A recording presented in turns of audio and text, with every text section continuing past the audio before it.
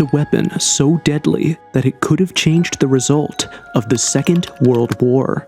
We forgave the man in charge of the biggest concentration camp in Nazi Germany in exchange for it, and have kept this weapon under tight wraps ever since. But today, I'm going to lift the veil on Die Glocke, Hitler's secret weapon that can change the future, and apparently, the past. On December 9, 1965, Detroit residents looked up at the sky and witnessed a fireball zipping toward the horizon. Similar sights were seen in 6 U.S. states and parts of Canada, but no one got as close a look as the residents of Kecksburg, Pennsylvania, because that's where the thing landed. In its wake, it left a trail of destruction. Hot metal debris falling out of the sky was reported in Michigan and northern Ohio. Grass fires were reported in several states that the object had flown over. Residents of the Pittsburgh metropolitan area heard a sonic boom, which was also attributed to the mysterious fireball. A few minutes later, people in the village of Kecksburg, roughly 30 miles away from Pittsburgh, heard a loud thump in the woods. It was obvious that something had crash-landed there. As the locals began to walk towards the woods, they noticed wisps of blue smoke rising from behind the trees. They continued to approach the crash site and noticed that the land was vibrating. It wasn't long before they came across the source of the vibrations, an acorn-shaped object made entirely out of metal. Residents gave multiple interviews describing the object's shape and size. It was narrow at the top and broad at the bottom, and was roughly the same size as a Volkswagen Beetle. Another interesting detail that emerged was peculiar markings engraved along the object's exterior. They looked like Egyptian hieroglyphics. What I call, it looked to me like the ancient Egyptian hieroglyphics. It was markings like stars and shapes and figures and circles and lines, and what it was, I don't know. Even more mysterious was what happened next. Military personnel showed up and cordoned off the area. No locals were allowed until the object was taken away. And as usual, the government did not acknowledge any such operation. Naturally, the word spread. Newspapers published eyewitness testimony, and people started speculating. Many believed that the object was a UFO, and the event was dubbed the Kecksburg UFO incident. It would take decades for the truth to come out, but eventually, the true nature of the Kecksburg fireball was revealed, and it was not a UFO. It was something far more dangerous. In the year 2000, Polish journalist Igor Witowski published a book titled The Truth About the Wunderwaffe. In it, he described various superweapons that the Nazis had built or were trying to build. One of those was particularly interesting. It was called Die Glocke, which translates to the bell. Die Glocke was roughly 12 feet high and 9 feet wide, not very intimidating in its size, but what it did was utterly terrifying. According to some accounts, the bell could instantly vaporize hundreds of people in all directions. In some tests, it was reported to have melted the unfortunate subjects who were brought in from a nearby concentration camp. But the vaporizing effect wasn't the goal of the bell. It was just a side effect that the Nazis were trying to work around. The real goal of the bell was to teleport people. This might sound ridiculous, but not if you know about the Philadelphia experiment. Around the same time that the Nazis were trying to get the bell to work, the US Navy was also trying to teleport a ship. Just like the race for the atomic bomb, space, and so much more, there was also a race towards weaponizing teleportation. And in that race, the Nazis seem to have won, which is why the project was never made public by the US, who would want to admit technological defeat. So the bell was kept under tight wraps, at least on the US side. But in Poland, officials interviewed General Jacob Sporenberg, who spilled the beans about the project. He even confessed to ordering the murder of 60 people who knew about the bell. According to the interrogation transcripts seen by Witowski, the general mentioned that the bell was meant to be kept a secret even from the Nazi high command. Only a handful of trusted generals and scientists were granted access on a need-to-know basis. One of them was SS Commander Hans Kammler, who secretly traded the technology in exchange for his freedom. Now, Kammler is an interesting figure because he's as horrible as a war criminal can get. Yet, he didn't meet the same fate as the other Nazi generals who were hanged after the Nuremberg trials. We have evidence that the guy was cornered, captured, and even interrogated by the US. Still, it's unclear what happened to him after that. It really seems like Kammler was spared, and we don't have an official reason. Whatever he gave the US in exchange for his freedom must have been quite valuable. Witowski's research suggests that what he gave up was the bell, its location, as well as how it worked.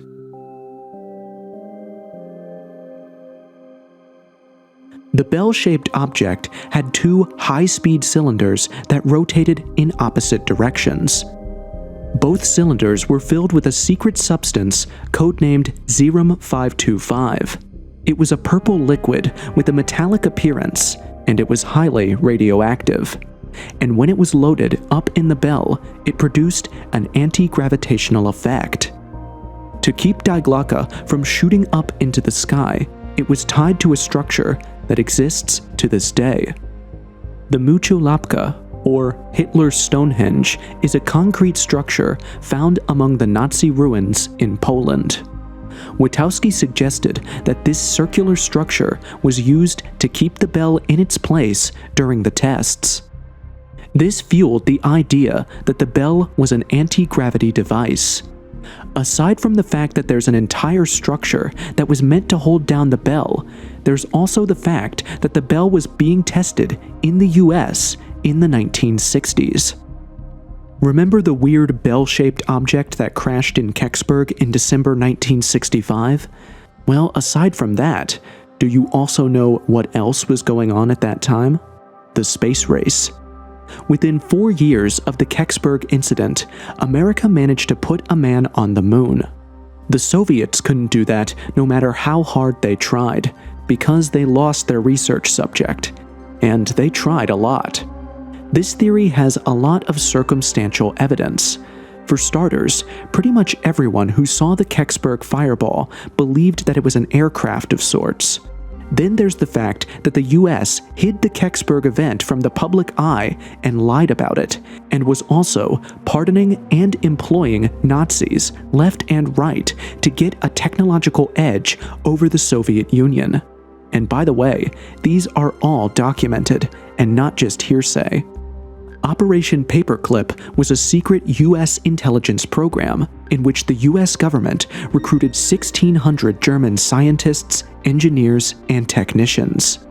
And one of the organizations that benefited the most from this operation was NASA.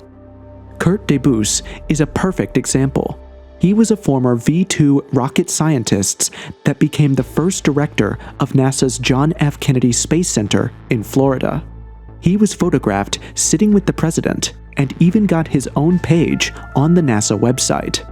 So it's confirmed that the American government worked with the Nazi scientist Kurt Debus, mainly because of his role in the development of the V-2 rocket. By the way, the attacks from V-2s resulted in the deaths of an estimated 9,000 civilians and military personnel, while a further 12,000 laborers and concentration camp prisoners died as a result of their forced participation in the production of the weapons. Another name connected with the V-2, Hans Kammler, was the guy who oversaw the project. The funny thing is that the American government denied capturing him or ever working with him because he literally used slave labor and built the largest concentration and extermination camp in Auschwitz. So it would be a PR nightmare for the Americans to admit that they were willing to spare someone like that. As a result, Kammler was never put on paper as a cooperator in Operation Paperclip. But later documents revealed that the American government did interrogate him. And long before this was known, Witowski had already said that Kammler had cooperated with the US. In his book, he wrote that Kammler had given up the bell in exchange for his freedom, but many called him crazy, only to be proven wrong. So, the Nazi scientist who worked on the V-2 rocket helped NASA and became its director in the 1960s. The Nazi commander who oversaw the V-2 rocket program and knew the location of the bell was interrogated by the US and then vanished. And all these happened in the same time frame. Then, 3 years later, Hitler's anti-gravity bell shows up in Pennsylvania. And 4 years later, we landed on the moon. It's one small step for man, one giant leap for mankind.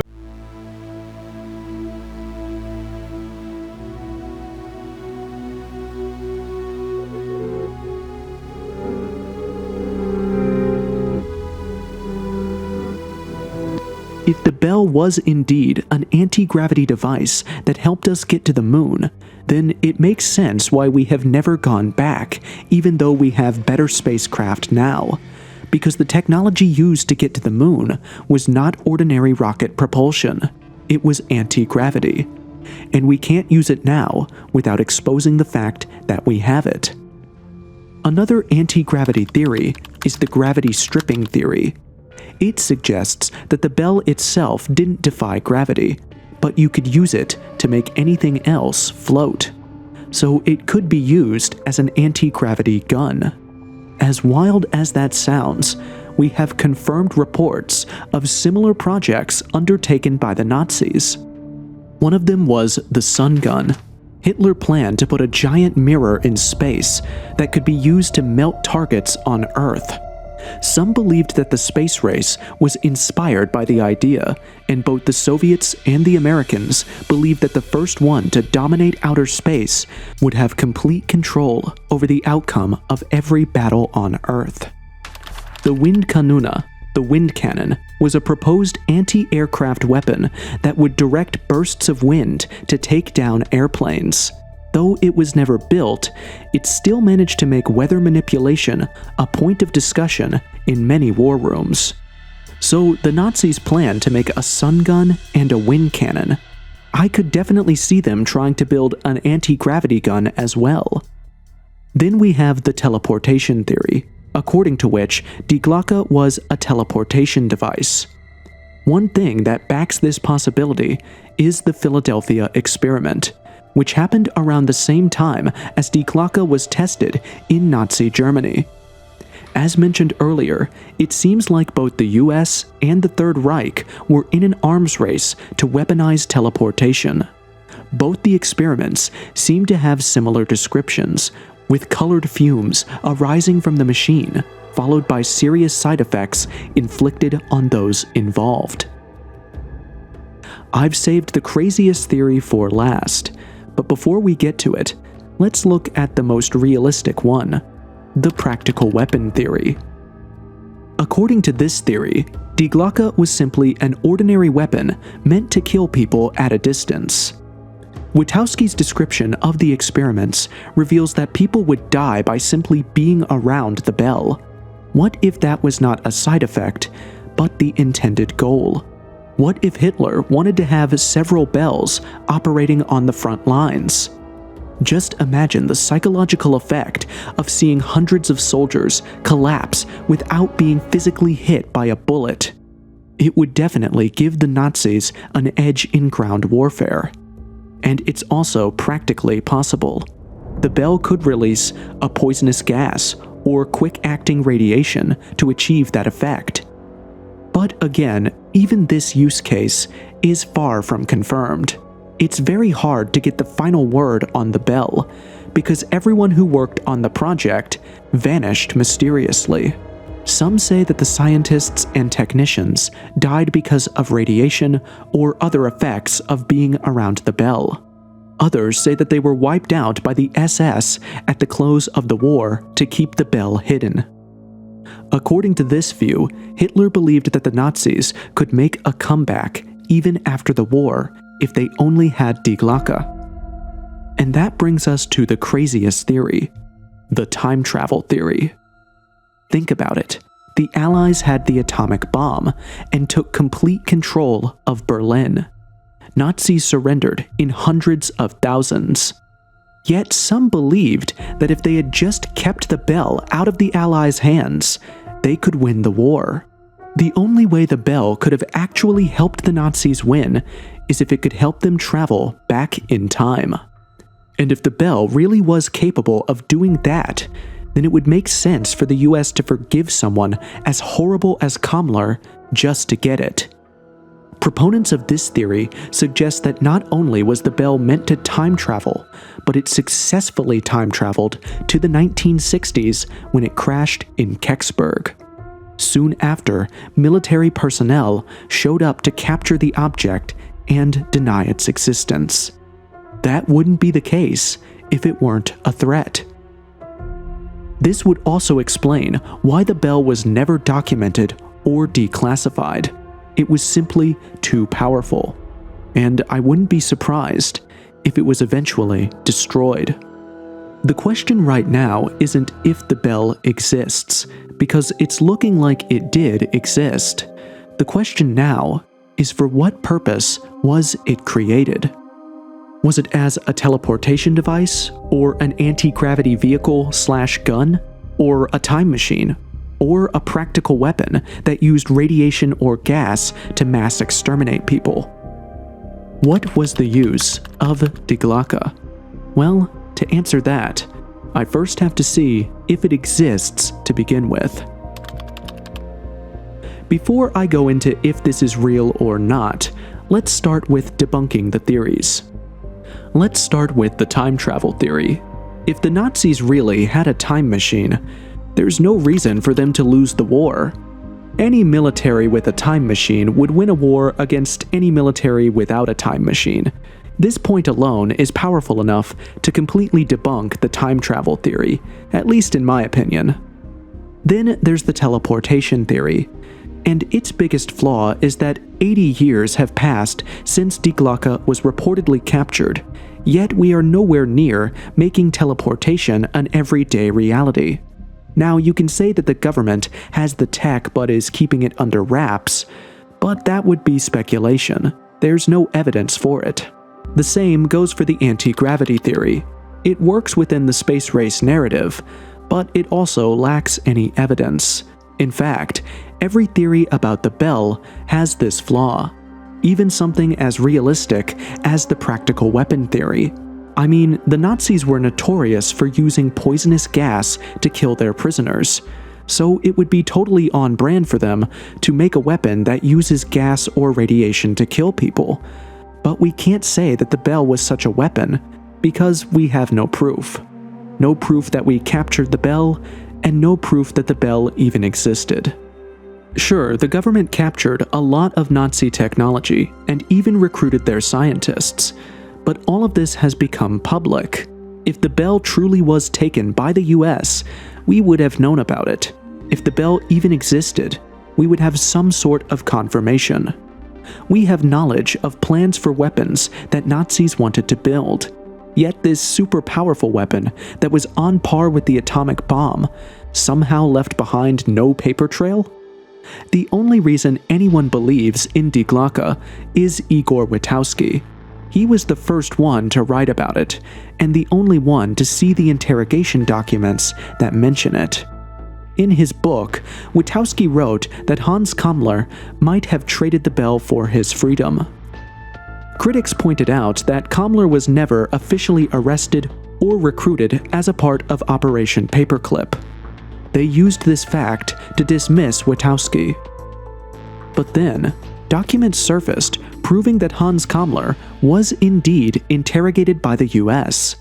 After that, he went missing. So it seems like he was given some sort of deal, which is wild if you think about the war crimes he had committed. But we don't have any documents that even mention the bell.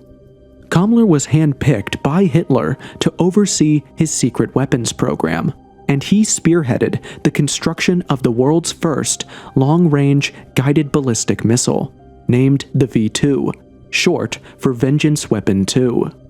10,000 people died constructing the weapons system, which went on to kill 5,000 people in Britain and Belgium combined.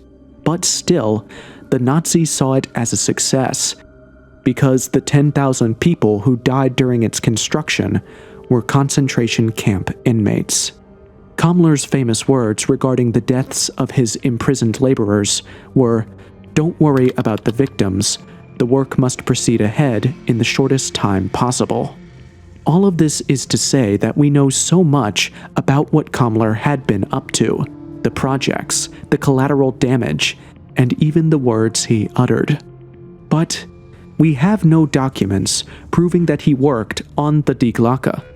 Of all the documents seized from the Nazis, none mentioned the bell. We have evidence and construction plans for far more bizarre projects, but Die Glocke isn't mentioned anywhere. But if you really wanted to believe Witowski, you can say that for decades we didn't have any documents proving that Kammler was ever arrested or interrogated. These documents surfaced later, so maybe the bell's construction plans might come out at some point in the future. Now, let's assume that the bell did exist, and it was too powerful to be documented by the Nazis or the Americans who later took it from Kammler. Both the Americans and the Nazis decided not to have any documents related to the project. On the Nazi side, most people who worked on the bell's construction were killed. And on the American side, no whistleblowers came forward even after the story about the bell was made public. Even if we believe all of that, there's still the question of what happened to the bell. Why did we never use it? If it really was an anti-gravity weapon, wouldn't the space war be the perfect time to deploy it? Even if the American government didn't want to use it, simply letting the Soviets know that they had it would have given them the psychological edge during the Cold War, just like they did with Hiroshima. But they made no mention of it. You can say that they did use the bell during the space race but never admitted it. That claim is hard to disprove, but it's also hard to prove. But if we're being realistic, something about the bell should have come out by now. The American government has had two types of projects. Ones that have worked, like the atomic bomb, which they displayed as quickly as they could. Then there were more bizarre projects, like using psychics to get information about the enemy. The government declassified documents related to that as well. In other words, they would have announced their successes and declassified their failures, but they never claimed to have captured the Die Glocke. And even if they did have it, they didn't use it in Vietnam, Iraq, or Afghanistan, which, knowing the American military, says a lot, because if they had a new weapon of warfare, they would certainly test it out. So, if the US government doesn't have the bell, then is the other theory true? That the bell was a time-traveling device? Maybe it vanished into the future? Again, that claim is hard to disprove, but it's also hard to prove. I personally don't buy it, because there are photos of pretty much every weapon used during the Second World War. There are even photos of the first nuclear bomb, photos of stealth planes, photos of Nazi mini-tanks. But what we don't have is a single piece of evidence that the bell even existed. The tethering station, where the bell was supposedly tied down, seems to be the base of an unfinished industrial cooling tower. And everything we know about Die Glocke comes from two sources, and one of them is basically an English translation of the other, so it really is one source, Igor Witowski. So the question is, are you going to believe his word? He said that Hans Kammler cooperated with the US. He had no proof, but documents that surfaced 14 years later proved him right. So maybe construction plans or pictures of the bell might surface decades from now. Personally, I can believe that Hitler might have had a bell-shaped weapon, but the applications that Witowski claims are too far-fetched to believe without evidence. If Die Glocke exists, then we need explanations for why it was never used, declassified, or even photographed. If Die Glocke didn't exist, then we need an explanation for why Witowski would make up a story about it. And there's a very plausible explanation. He was trying to sell his book. And it kinda paid off, because after the Die Glocke story broke into the mainstream thanks to Nick Cook's translation, Witowski's book was translated as well, and it has done pretty well. But what about the Kecksburg incident? NASA claimed that the object that crashed was a Soviet satellite. It makes sense, because this was after the Cold War, and Russia was still quite interested in the US. Plus, witnesses said they saw Egyptian hieroglyphics carved on the object. Maybe that was just the Russian alphabet that they mistook for hieroglyphics. However, this is far from proven, because NASA somehow lost all documents and reports related to the Kecksburg fireball. Isn't that convenient? So it could be anything from a trial drone to a meteor. Meteors do catch fire and can explode before hitting the ground, leaving a traceless blast radius. But usually the impact is far larger than what was left behind in Kecksburg. So we're still not sure about what crash landed in Kecksburg. But what we do know is that it was not the bell. In fact, the bell wasn't even a thing until 35 years later when Igor Witowski wrote about it. Before that, we never saw it in any Nazi documents, it wasn't brought up by any Nazi captives, and it definitely wasn't documented by the US government. The only person who mentioned it said he saw documents that he wasn't allowed to make copies of. So if you want to believe in the bell, then you have to take Igor Witowski's word for it. But at least it's more believable than this man who could never be killed. Despite being stabbed, shot, and poisoned, he survived it all. If you want to know how he survived all these attacks, you should certainly click the link to watch.